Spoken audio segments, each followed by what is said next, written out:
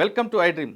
సైబరాబాద్లో Narsingi police station పేరు మరోసారి వార్తల్లోకి వచ్చింది. జానీ మాస్టర్పై ఫిర్యాదు అందుకున్న నార్సింగ్ పోలీసులు అతను అరెస్ట్ చేసి జైలుకు పంపి తిరిగి కస్టడీలోకి తీసుకొని విచారిద్దాం అనుకునే సమయంలో మరో ఫిర్యాదు వచ్చి పడింది. ఈసారి యూట్యూబర్ హర్షపై కంప్లైంట్ వచ్చింది. బిగ్ బాస్లో పాల్గొన్న ఓ అమ్మాయి హర్షపై కంప్లైంట్ చేసింది. తనను పెళ్లి చేసుకుంటానని, తనతో సినిమా తీస్తానంటూ మోసం చేసి తన దగ్గర 2 కోట్ల రూపాయలు తీసుకోవడమే కాకుండా తనని అత్యాచారం జరిపాడంటూ ఒక ఫిర్యాదు అందింది. ఆ ఫిర్యాదు వెంటనే బుక్ చేసిన నార్సింగ్ పోలీసులు హర్ష కోసం వేట మొదలుపెట్టారు. హర్షకి నోటీస్ ఇచ్చే పనిలో పడ్డారు. కంప్లైంట్ ప్రకారం తీసుకుంటే హర్షపైతో పాటు హర్ష తండ్రిపై కూడా కేసు నమోదైనట్టు తెలుస్తుంది. అందులో 376 అంటే అత్యాచారంతో పాటు 376N, అదేవిధంగా 354 3 సెక్షన్ల కింద కేసు నమోదు చేశారు. ఇప్పుడు కేసు నమోదు చేసిన నార్సింగ్ పోలీసులు హర్ష కోసం వేటాడుతూనే మరోవైపు బాధితురాల స్టేట్మెంట్ కూడా రికార్డ్ చేసే పనిలో పడ్డారు. ఇదిలా ఉంటే కేసు నమోదైన వెంటనే ఐ డ్రీమ్ హర్ష కోసం ప్రయత్నం చేసింది. హర్ష కోసం ప్రయత్నం చేసిన సమయంలోనే హర్ష అనుచరులు కొంతమంది ఒక ఆడియో క్లిప్ని విడుదల చేశారు మీడియాకి. అందులో చాలా స్పష్టంగా వినిపిస్తుంది. బాధితురాలకి అదేవిధంగా హర్షకి మధ్యన ఉన్న సంభాషణ ఆడియో టేప్లో ఉంది. ఇదంతా కూడా కేవలం కుట్రపూర్వకంగానే అమ్మాయి చేసిందంటూ వాళ్ళు చెప్తున్నారు. అయితే అందులో ఉన్నది ఆడియో ఏముంది, వాళ్ళిద్దరి మధ్య నిజంగా జరిగిన సంభాషణ ఏముందన్న విషయాన్ని ఒక్కసారి మనం విందాం. ఇఫ్ ఐ టెల్ యూ మనం ఎక్కడికైనా బయటకు వెళ్దామంటే యూర్ బి లైక్ నో, పనులు ఉంటాయి, ఎందుకు బయటకు పోవాలి అంటే యు ఆర్ లైక్ దట్.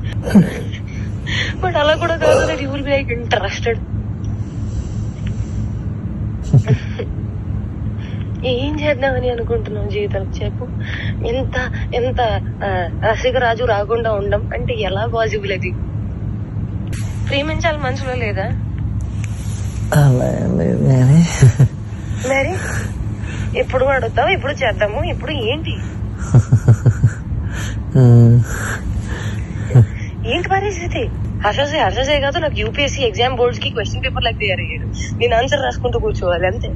కానీ హర్షసే మాత్రం నువ్వు నాకు ఎంత డిస్ట్రాక్ట్ చేసినా, ఏ చేసినా నేను ఆన్సరే రాస్తాను, నేను నీ వైపు చూడను. ఓ మేరీ విశ్వామిత్రుడు. ఏంటి ఏంటి గోవాల వయసు పోతుంది. అవును మరి, you are telling it on my face. సంవత్సరం ఇలానే పోతుంది. అరే భయ్యా, నిజంగా సంవత్సరం ఇలానే పోతుంది. అరే వయసు కూడా పోతుంది. Sorry, I my loved. ప్రేమించాలి మనసులో లేదా? అరే పోతే పోనీ వేరే ఎవరైనా ఇష్టమా? ఇప్పుడు చెప్పు. అలా ఏమీ లేదు, అది కూడా సిగ్గుపడుతుంది మళ్ళా. చూసా అంటే అంటే నన్ను ఏం చేయమంటావు చెప్పు. ఇవాళ నువ్వేం చేయాల్సిన అవసరం లేదమ్మా, నువ్వు ఇప్పటిదాకా చేసింది చాలు.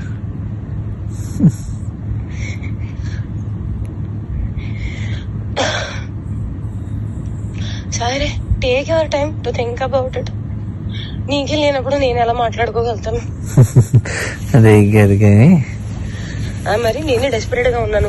ఈ మాటలు అబ్బాయిలు మాట్లాడుకుంటారు, అమ్మాయిలు మాట్లాడరు. అది కూడా నేను లైక్ మాటల్ని బ్లాంకెట్ కింద కప్పేసి మాట్లాడుకోవాలి. అంటే అంత మర్యాదగా మాట్లాడుకోవాలి, అప్పుడే దానికి విలువ. అలా కూడా కాదు, దట్ యు స్టార్ట్ ఫీలింగ్ రాంచి, start feeling excited, start feeling నాకు చేయాలని ఉంది. అవన్నీ కూడా ఉంటాం మన దగ్గర.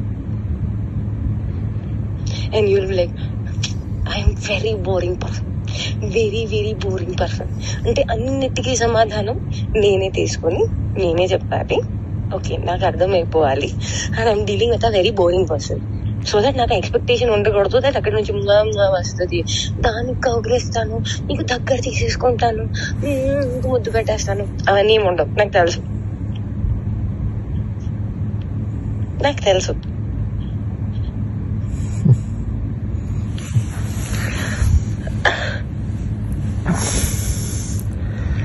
क्या चाहते हो तुम, बताओ मुझे.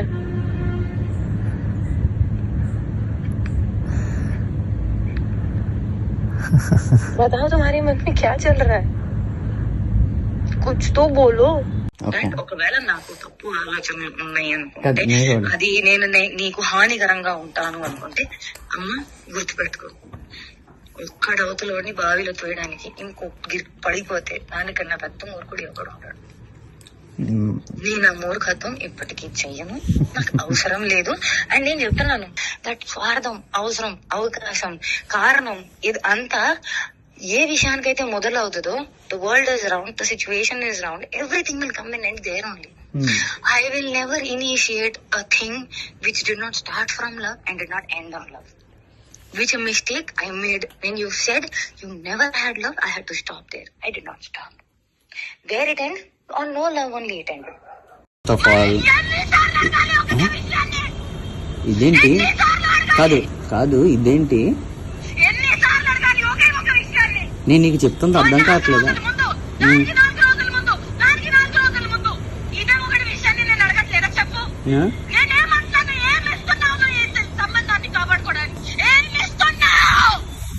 ఇప్పుడు యూట్యూబ్ నువ్వు అడిగిన పాయింట్లే నేను చెప్తున్నాను. నువ్వు అడిగిన పాయింట్లే చెప్తున్నాను. నేను నీకు ఫస్ట్ చెప్పింది అదే అన్నావు కదా, అలా కదా. దాదాపు 3.5 నిమిషాలు జరిగిన ఈ సంభాషణ జనవరిలో జరిగినట్లుగా కనిపిస్తుంది. అయితే ఆ ఆడియోలో ఉన్నది బాధితురాల వాయిసా, లేదు కావాలని మ్యానిపులేట్ చేయడానికి వీళ్ళేమైనా కుట్ర పన్నారనే విషయం తెలియాలంటే ఖచ్చితంగా ఆడియో టేప్ని నార్సింగ్ పోలీసులు ఎఫ్ఎస్ఎల్ పంపాల్సిన అవసరం ఎంతైనా ఉంది. ఇప్పుడు ఇది చూస్తుంటే నార్సింగ్ పోలీసులకి ఉక్కిరి బిక్కిరే పని కనిపిస్తుంది. ఒకవైపు జానీ మాస్టర్ కేసు, మరోవైపు హర్ష కేసు. ఈ 2 సెలబ్రిటీ కేసులను దర్యాప్తు చేయడంలో నార్సింగ్ పోలీసులు ఉక్కిరి బిక్కిరి అవుతున్నారు.